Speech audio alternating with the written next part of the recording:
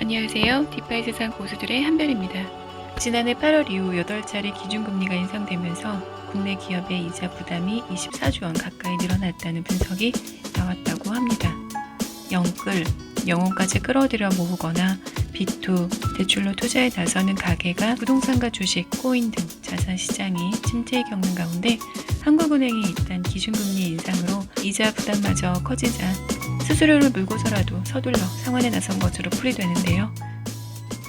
우리들은 매우 힘든 시기이지만 금융기관인 은행 입장에서는 대출 기간에 이자 수익을 더해 연평균 수천억 원에 달하는 중도상환 수수료까지 챙기게 되는 셈이라고 합니다.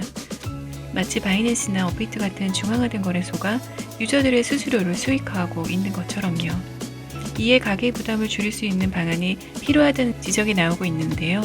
현실적으로는 금리가 하강하면서 부동산과 코인 시장이 다시 살아난다면 가게 운영하는데 개인과 기업들이 좀 더 여유로워지지 않을까 싶은데요.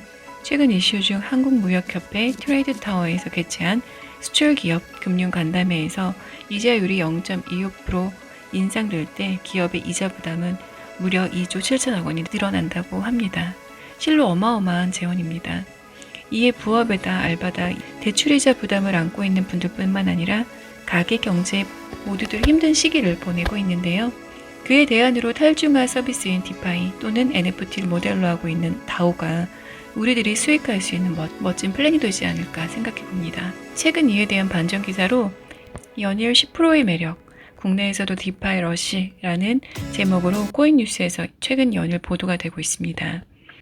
국내 블록체인 업계가 탈중화, 디파이를 중심으로 비즈니스 모델을 재편하고 있다는 기사 내용을 볼 수 있었는데요. 기존의 국내 가상자산 거래소 위주로 제공되던 디파이의 상품들이 블록체인 프로젝트로 확대되고 있는 것인데요. 아직 국내 블록체인 기업들이 대규모 사용자를 확보할 만한 대중적 서비스를 발굴하지 못한 상황에서 연 10%를 상회하는 높은 이자율과 자동화 서비스를 내세운 디파이 상품으로 토큰 사용자를 확보하고 연계된 금융 상품을 추가해 나가겠다는 전략으로 풀이된다고 합니다.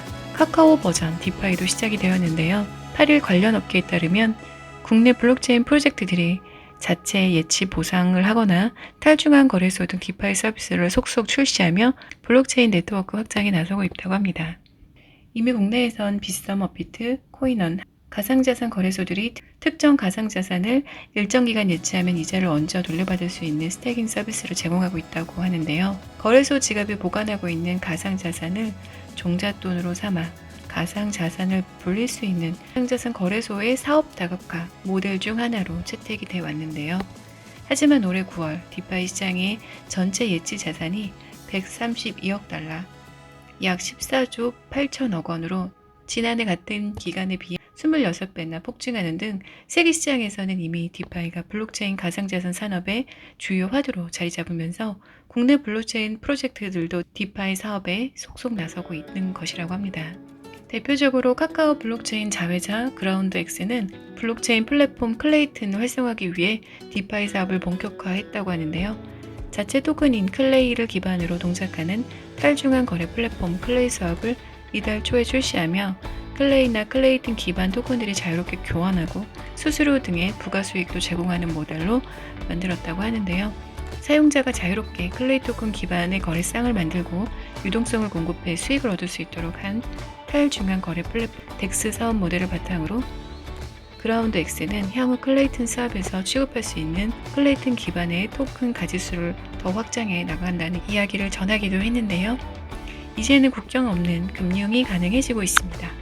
지난 9월 블록체인 기술 전문기업 온더 역시 업비트 운영사 두나무의 자회사인 DXM과 협업해 자체 발행한 가상자산 톤의 예치 보상 서비스를 출시했는데요.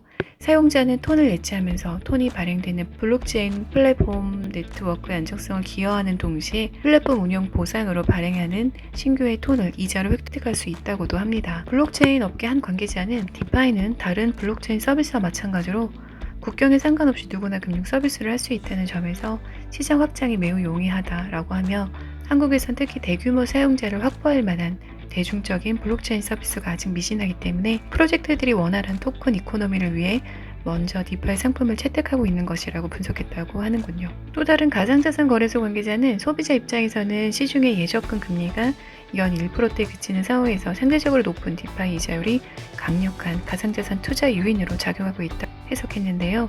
이젠 소액으로 투자해도 크게 자산을 불릴 수 있는 기회와 정보들이 넘쳐나고 있습니다.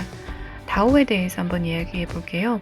가장 많은 질문에 대한 답변을 공유 드리도록 하겠습니다. 다오는 중간 리더십이 없는 독립체입니다. 결정은 블록체인에서 적용되는 특정 규칙 집합을 중심으로 커뮤니티와 관리하는 상향식으로 이루어집니다. 다오는 회원들이 공동으로 소유하고 관리하는 인터넷 기반 조직입니다. 그들의 회원들이 승인이 있어야만 접근할 수 있는 빌트인 금고를 가지고 있습니다. 결정은 지정된 기간 동안 그룹이 투표한 제안들을 통해 이루어집니다. 다오는 계층 관리가 없이 자동으로 많은 목적을 가질 수 있고 프리랜서 네트워크 구성원들이 기부를 승인하는 등 자선단체 및 그룹이 소유한 벤처 캐피탈 회사는 모두 이러한 조직이 가능합니다. 계속 진행하기 전에 인터넷 기반 조직인 다오와 최초의 조직인 하나의 더 다오를 구분하는 것이 중요합니다. 다오는 2016년에 설립된 프로젝트로 초기에는 실패했지만 이더리움 네트워크의 분열로 다시 활성화로 이어졌습니다. 다오는 어떻게 작동합니까? 위에서 언급했듯이 다오는 상향식 결정을 내리는 조직입니다.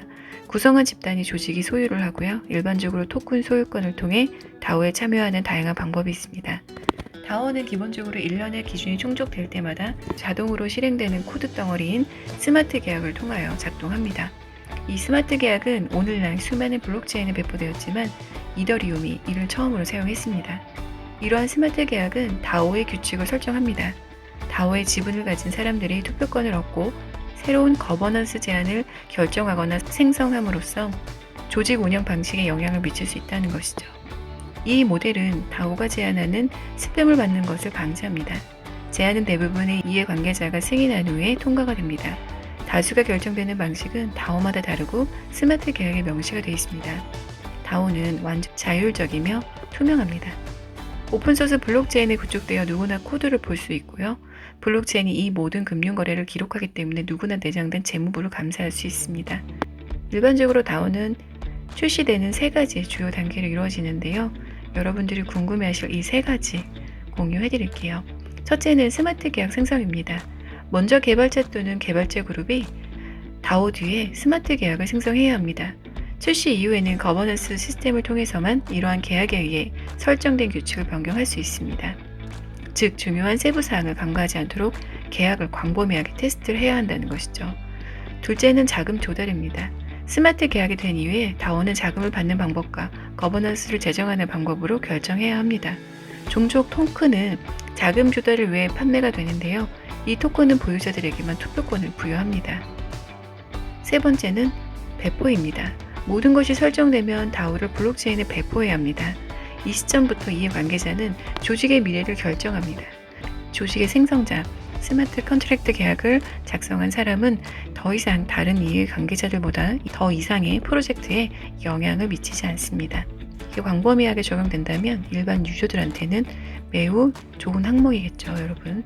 왜 다오가 필요한가요? 인터넷 기반 조직인 다오는 기존 조직에 비해 몇 가지 장점이 있습니다. 다오의 중요한 이점 중 하나는 두 당사자 간에 필요한 신뢰가 부족하다는 겁니다. 전통적인 조직은 다오와 관련하여 특히 투자자를 대신해서 배후에 있는 사람들에 대한 많은 신뢰가 필요하지만 이제는 코드만 신뢰하면 됩니다. 공개적으로 사용할 수 있고 출시 전에 광범위하게 테스트할 수 있고 코드를 신뢰하는 것이 더 쉽기 때문이죠. 다오가 시작된 이후에 취하는 모든 조치는 커뮤니티의 승인을 받아야 하며 완전히 투명하고 검증 가능합니다. 이게 가장 큰 강점이겠죠. 이러한 조직에서는 계층 구조가 없습니다. 기본 토큰을 통해 이해관계자가 제어하면서 여전히 작업된 수행을 하고 성장할 수 있습니다. 계층 구조가 없다는 것은 모든 이해관계자가 전체 그룹을 고려하고 개선할 혁신적인 아이디어를 제시할 수 있음을 의미합니다. 매우 공평하다는 얘기인데요. 내부 분쟁은 스마트 계약에 미리 작성된 규칙에 따라 투표 시스템을 통해 쉽게 해결되는 경우가 많습니다. 다오는 투자자가 자금을 모을 수 있도록 함으로써 초기 단계의 스타트업과 탈중화 프로젝트에 투자할 수 있는 기회를 제공하면서 수익을 공유할 수 있게 됩니다. 여러분들도 다오에 대한 이해가 한층 더 깊어졌을 거라고 생각이 드는데요. 다오의 예시도 상당히 많은 분야에 광범위하게 적용된 사례가 있습니다. 다음 시간에는 다오의 예와 흥미로운 이야기들을 나눠볼까 하는데요. 다음 시간에 이어가 보도록 하겠습니다. 구독, 좋아요, 알림 설정 부탁드리고요. 다음 시간에 뵙겠습니다. 감사합니다.